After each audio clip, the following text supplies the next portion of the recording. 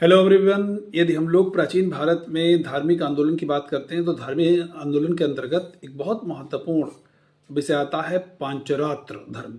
ये पांचरात्र धर्म है क्या? इस पांचरात्र धर्म में कौन कौन से देवता हैं? ऐसे प्रश्न आपके एग्जाम में पूछे जाते हैं, तो याद रखना है पांचरात्र धर्म में 5 वीरों की पूजा का विधान है, जिसमें वासुदेव हैं, संकर्षण हैं, प्रद्युम्न हैं, अनिरुद्ध हैं और सांब हैं। लेकिन जो 5वें देवता थे सांब, इनको बाद में हम लोग जानते हैं पृथक कर दिया जाता है, और अन्य चारों जो हैं वो मूल व्यूह के समान उनको स्वीकार किया जाता है, और जो सांब को हटा करके जो अन्य 4 हैं ये आपके चतुर्व्यूह सिद्धांत के रूप में हमारे सामने आते हैं। तो सबसे पहले ये पांचरात्र के बारे में आपको मैंने बताया। चतुर्व्यूह में सांब को काउंट नहीं करेंगे। पांचरात्र में वासुदेव हैं, संकर्षण हैं, प्रद्युम्न हैं, अनिरुद्ध हैं, सांब हैं। सांब को हटा दो, बाकी चतुर्व्यूह हो जाएंगे। अब इनके बारे में थोड़ा थोड़ा सा जान लेते हैं।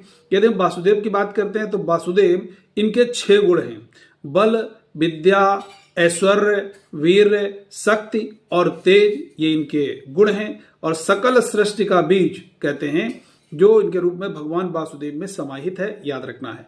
दूसरे देवता संकर्षण के बारे में यदि हम बात करें तो ये वासुदेव के रोहिणी से उत्पन्न पुत्र हैं। इनके यदि गुणों की बात करते हैं तो इनके गुण हैं बल और विद्या, और इनका कार्य है जगत की सृष्टि करना और जो है पांचरात्र का उपदेश देना। तीसरे हैं भाई प्रद्युम्न। प्रद्युम्न की बात करें तो ये कृष्ण के रुक्मिणी से उत्पन्न पुत्र हैं। इनके गुण की बात करें तो इनका गुण है ऐश्वर्य और वीर, और इनका कार्य सत मार्ग पर चलने का निर्देश देना है। अनिरुद्ध की बात करते हैं तो ये आपके प्रद्युम्न के पुत्र हैं, और इनका गुण है शक्ति और तेज गुण है, और इनका कार्य है मोक्ष प्रदान करना। अंतिम देवता हम लोग सांब की यदि बात करें तो सांब ये कृष्ण के जाम्बती से उत्पन्न पुत्र थे, याद रखना है। जाम्बती जो थी वो चांडाल कन्या थी, और ऐसा भी माना जाता है कि ईरानी सूर्य संप्रदाय से ये संबद्ध हो जाने के कारण चांडाल कन्या से उत्पन्न जो अनार्य होने के कारण इन्हें चतुर्व्यूह में शामिल नहीं किया गया था।